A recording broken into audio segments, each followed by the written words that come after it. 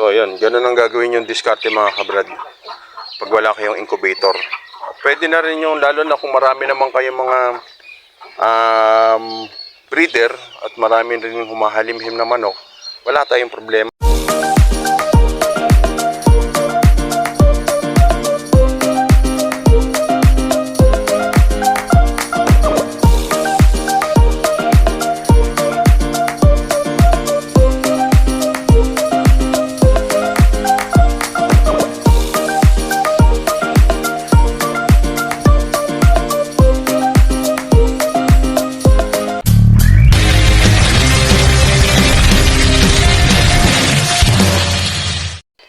Ay mga kabrad, isang napakaganda pong umaga po sa atin lahat. Happy Sunday po. Mamaya-maya po ng konti ay pupunta po tayo dun sa ating mini farm para ma-check natin yung ating mga alaga. Dahil kagabi, nakadaan ako dun. Yun nga, meron tayong yung brown natin na inahing native, nanganak na. Kaya pupuntahan natin yun para ma-check natin lahat. Hintayin lang natin makaluto si Tasyo, tapos tayo pupunta natin sa ating mini farm. Kita lang tayo mga kabrad doon. So ay mga kabrad, isang napakagandang tanghali po muli sa ating lahat. Andito na po tayo sa ating mini farm. Sobrang init. Tanghali na tayong pumunta rito. Dahil hinintay pa natin yung aking manugang para magpahatid ako rito sa ating mini farm. So ito nga ngayon tayo dito sa ating mga native. Mamaya puntahan natin din yung bagong panganak. Ito yung native natin sa ngayon. So ito mga kabradyo, ating mga native ngayon. Tapos meron tayo yung inawat pa doon na may ikutan natin. So ito. Napakatagal din natin hindi natin i-video yung ating mga alaga. Saka ngayon, yung mga inahin natin, update ko rin at nakakatuwa. Dahil kung makikita nyo yung tiyan ng ating inahin na yan, lumobo na. Well, ito, natandaan ba ito kung hindi natin kinuha? Yung pinang-inject natin dito. KOT ba ito? Ay, pero durok yan, di ba? Ito, ang kinuha natin, pandurok din yung inano natin dyan. Lobo na yung tiyan niya mga kabrad. Tapos, ito rin naman si hindi pa tumatayo. Pero itong dalawang to, kita nyo naman mga kabrad. Yan. Lobo-lobo na yung tiyan. Ito mga kabrad, mga ilang na lang to. Ililipat ito ni Joel. Well, saan kaya ito pwedeng ilipat kung sakali? Kahit yung isa dito na lang. Dito. So, yun pa yung mga ibang native natin mga kabrad. Yan.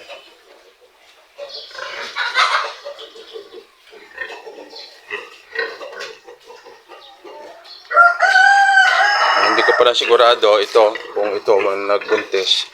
Tsaka ito. Pero ito, parang madali lang itong magbuntis na ito eh. Pero mga 3 weeks pa, then bubukol na yung tiyan lang kung talagang buntis yan. Pero ito, ganun din. Kasi halos sabay ito eh. Si 15 at saka itong si 16, sabay na pinay.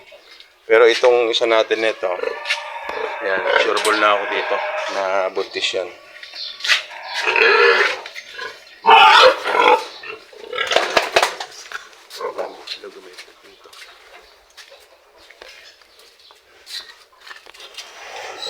So, dito mga kabrad, siguradong ano naman na to.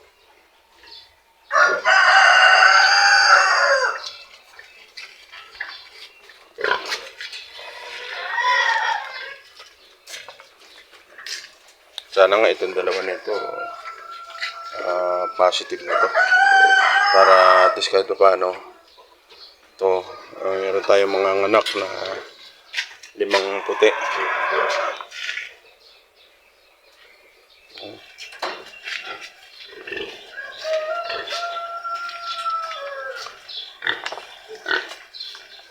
Ito kasi ito yung na-cross natin ito. Tingnan nyo, ang laki na ng tiyan.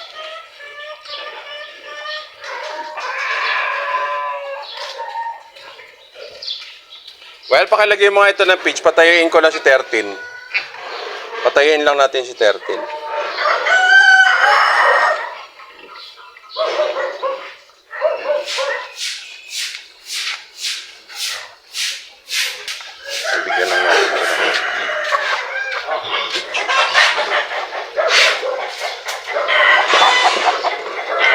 Anto Melista, ito ba yung breeder?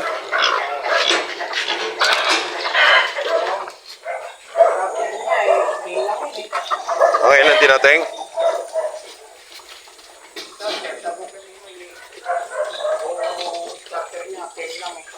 Ha?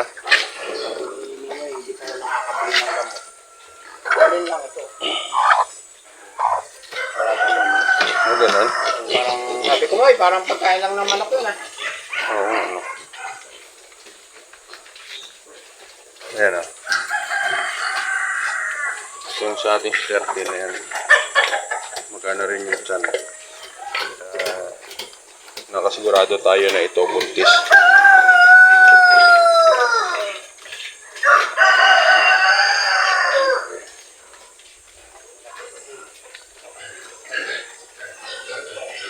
Ito. Amay! Ay, ito. Ay, nagkakita mo, ay. Yung alin ba? Malta pala yung anak mo, eh. Nandun ka lang daw. Okay na, nakaalis na.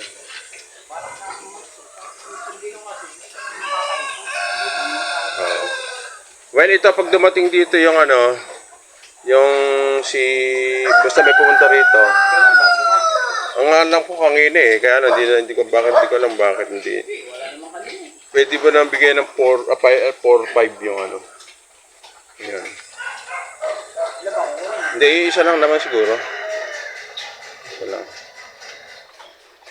Ito kasi dito mga kabrad, meron tayo dito yung pare-parehas ng laki. Yung 6.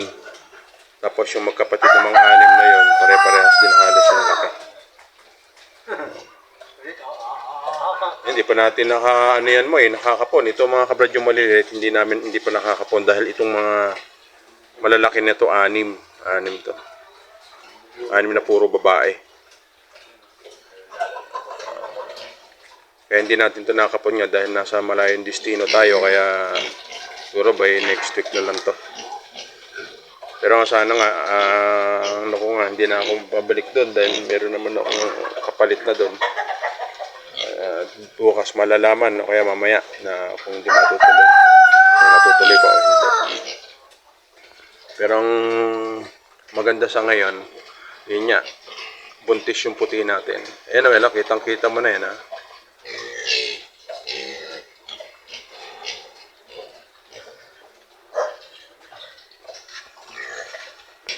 Tingnan natin dito yung inawat nating native.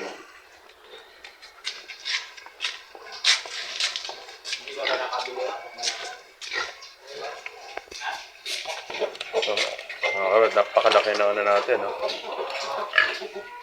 malaki pa sa ama. Ito yung halo na natin ito na Rhode Island. Tapos nakakross na rin to sa yung White Leghorn dati. Pero tingnan, laki. Magandang gawin ano. Achaw. So ito mga kabad yung iba pa nating native. Ayan.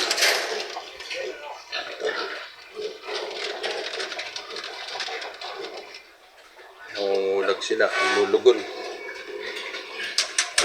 So ikota natin mga kabrad yung ating mga sisiw. Meron na naman tayong bagong pisa rito na bibyo, yun o. Kaya lang, yun o. Merong isang parang nagdidelirio, hindi ko alam. Well, na ano kaya yun, ano? Kailan pa yun? Hindi, nanganak na yun, ganun na. Ah, ganyan na talaga? Pero sa tansya ko, hindi mabubuhay na. 2, 4, 6, 8, 10. 11 na, bali pan 12 yun. Ayun, nabibi. Oh, meron tayong bagong ano to, 12 na duckling.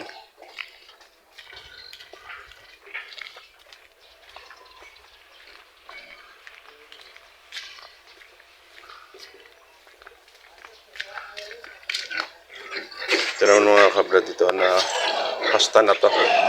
Kaya ito posible buntis na ito mga kabrad. Tapos ito rin. Basta na taba. So ito naman mga kabrad yung ating bagong panganak. Ayan ah.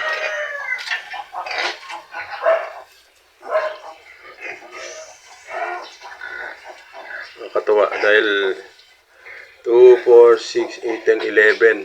Pero pantay-pantay yung ano nila. Ito kasi mga kabrad, nasa ano na to, naka-cross na to sa yung ama neto. 70-30 yung bloodline na nananalatay sa kanya. 30 yung um, puti at 70 yung native.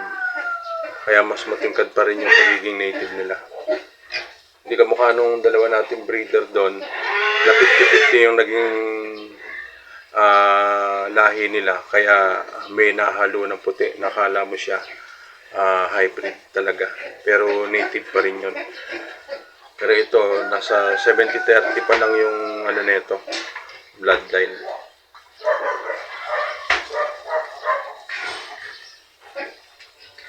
Meron tong 11 piglets na malulusog.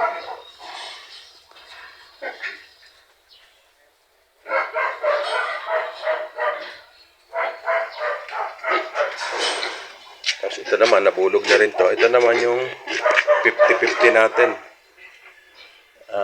Hindi. Ano to? 100% native to. Ito yung matanda natin barako. At saka yun, isang anakan pa lang yun. Isa na yan. Pero malaking lahi yun. Yung inahin natin na yan. So yun. Kaya ngayon, marami na rin tayo na namang native dito.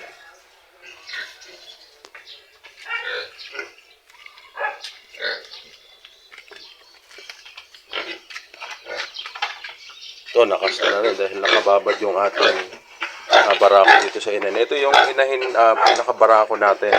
Ito yung sinasabi ko na 70-30 yung bloodline na nananalaytay sa kanya. Pero malaki na rin siya. Malaking lahi na rin. Siguro nasa mga ano na to, halos mga 70 kilos na yung timbang niya. Pero bata pa siya, hindi siya yung may edad. Ito naman mga kabrad, yung ating mga manok ngayon. Kaya gusto ko na rin dito na ma-destino sa Bulacan para maalagaan yung ating mga alagang manok. Dahil ito, napakarami na natin mga sisiw. Ayan o. Marami natin sisiw.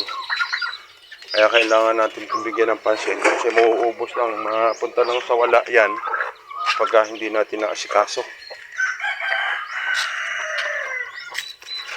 Din dito. Ayan o.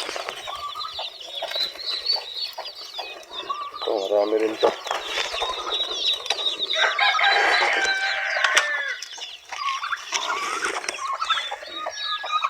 Kaya kung napapalaki natin ito mga kabrad na maayos, mas maganda.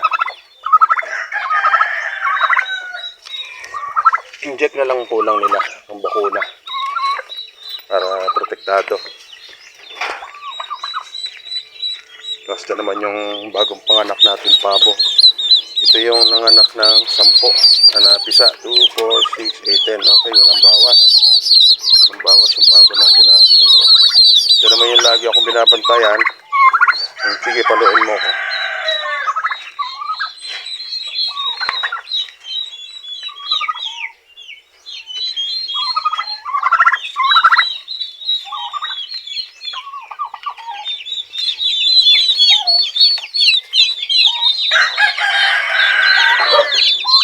Ito naman mga kabrad yung may plymouth natin ito. Kaya lumitaw na yung talagang kulay nila. Ayan o. Yung dalawang itim. At saka itong tatlo namang natitira na yan. Yan ang ano naman yan. Atras naman siya sa Rhode Island.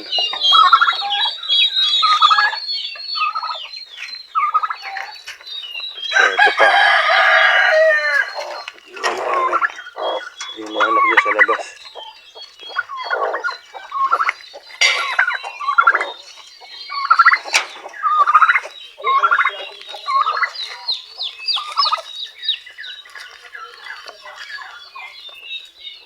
Yung ating pato. Ayan.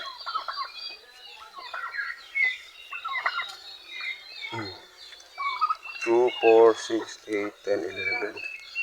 Kaya ito, may nangitlog na kaya. Check natin.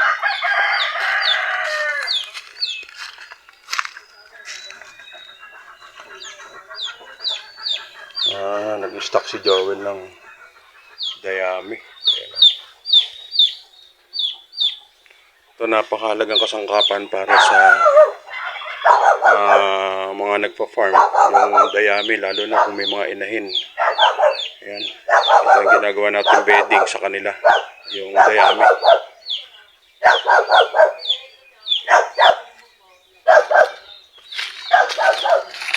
Ikot na tayo. Ito mga kabrad, siguro naman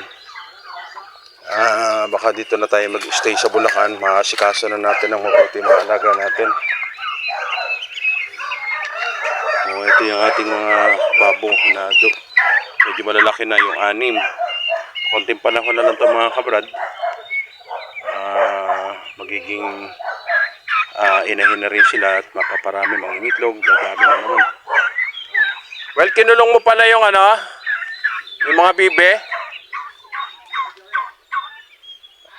Kinulong mo pala yung mga bibe. Pupunta ka lang yan eh. Nawawala yung 12 ah. Ay, yung 6.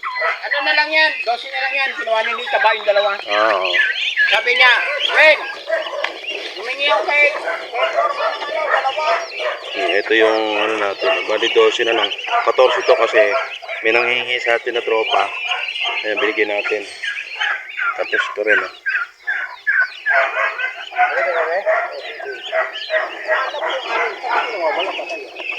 Umuwi, gabi na eh. Ito well, ano na to? Kasi anak nito, yan ba yan? Yung ano yan? Yung anak niya, lalagaan niya to. Malaki na nga. So ito pa yung pabo natin mga kabrado. Dito walang nabawas well sa walo? So ayan diba?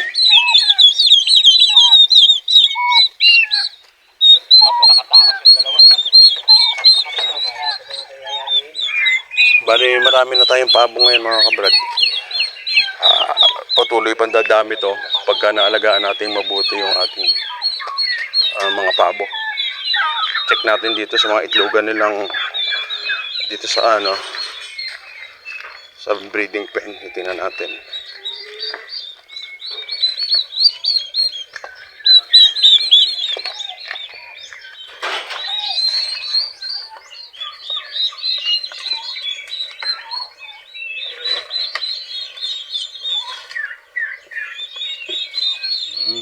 Ito daming itlog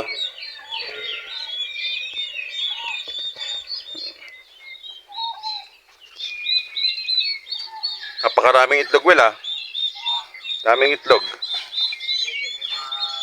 Yan pa Ay, may mga ginuhitan ka dito. So yan mga kabrad, ang ginagawang technique ni Joel dito. Dahil yung ating plymouth na mga breeder, hindi sila humahalimhim.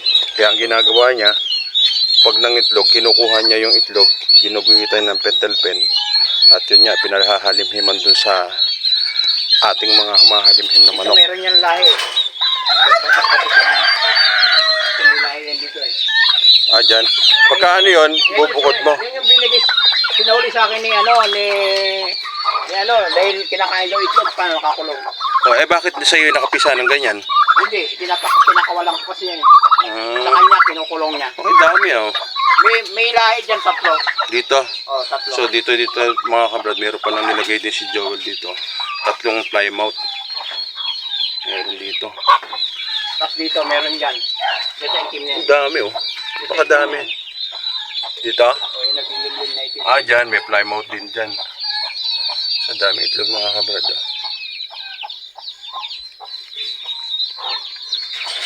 Kasi ito yung pabo natin na dumami. Marami talaga. Ito.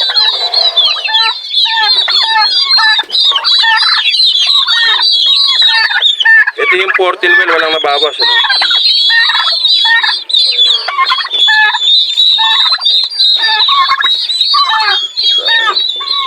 So napakarami nating mga alaga ngayon mga kabrad.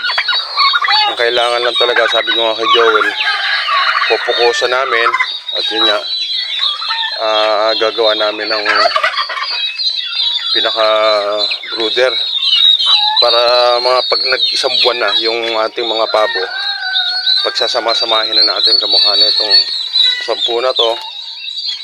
Saka yung 8 doon sa kabila. At saka yung 14 dito. Pag-iisahin brooder na natin para malagaan natin mabuti. So ayan mga kabrad. Kahit paano na natin yung ating mga alaga. Marami pa tayo mga nakakawalang mga manok. Moy, kuya ka nga ng itsaan mo nga rito. Tingnan ko yung maglalapitan yung mais. Baka lang dun. So ito lang mga sisyo natin ito mga kabrad. Ito nasa mga 100 na to. Ayan.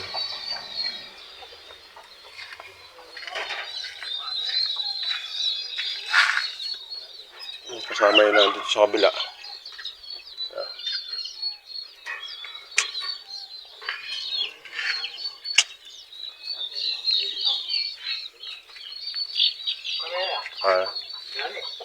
Okay, tiyan mo nga dito, May.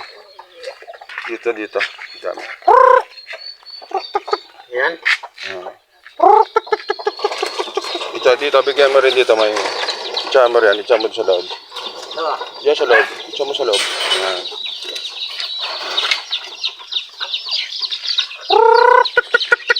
Hindi naman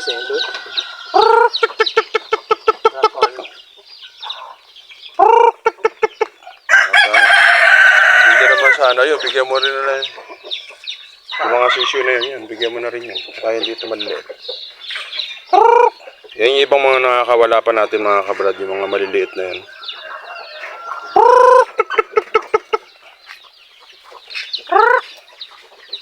Kailan pa si bossing dyan?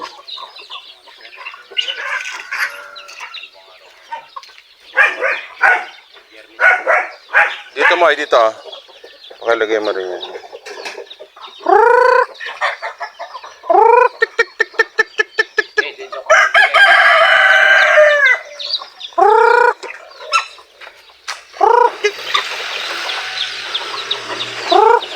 So ayan mga kabrad, pera pa yung mga maliliit natin nakakawala na to.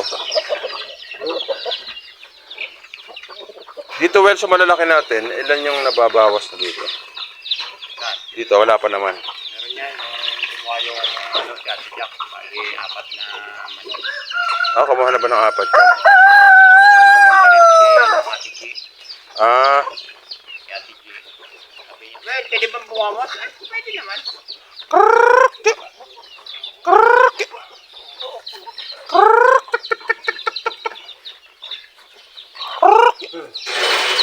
Hindi ko ka magbigay. Ito duwag ko. Ayaw ko. tiyan mo dito. Hindi yan lalapit.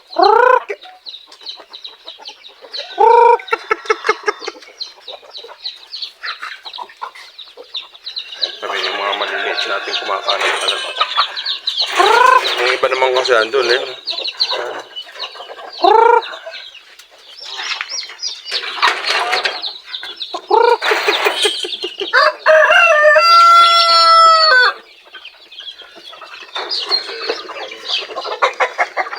Yan dyan mo eh. Ay.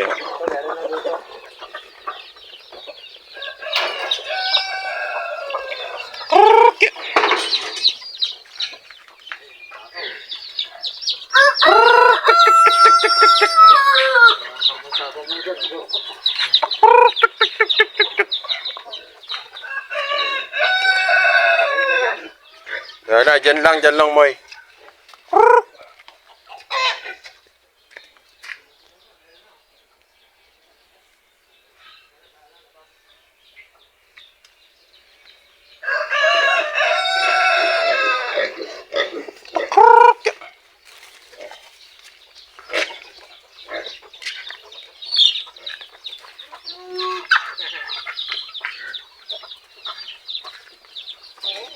Kano ko ba ito kukunin to nila, Ma'am Ton?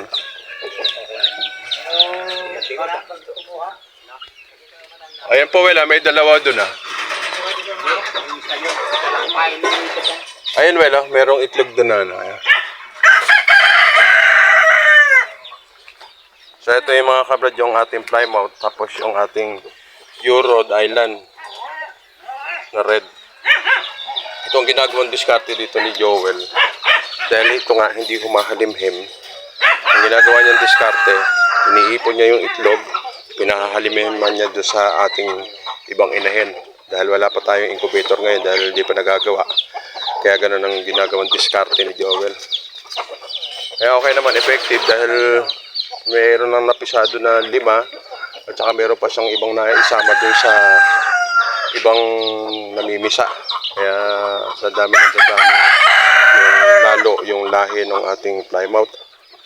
At pangalawa, syempre, mas lalaki pa yung ating mga alaga. Mas mai-upgrade pa natin. Ilang Yun, ba yun. tatanggalin dalawa? So, yun yung mga kabrad, yung ganun ginagawa ni Joel na diskarte. So, yun, ganun ang gagawin yung diskarte mga kabrad. Pag wala kayong incubator. Pwede na rin yung, lalo na kung marami naman kayong mga breeder at marami rin humahalimhim na manok, wala tayong problema sa pagpaparami. Dahil dun lang sa ating mga inahin, pag naparami natin yung inahin na humahalimhim, at meron tayong kamukha nito na ang kaso naman ito sa plymouth natin, so sa Rhode Island Red, hindi sila humahalimhim dahil wala tayong incubator. Ang ginagawa nga natin diskarte, nilalagay doon ni Joel sa mga humahalimhim yung bawat itlog na inilalabas ng ating mga plymouth. Kaya yun, effective naman at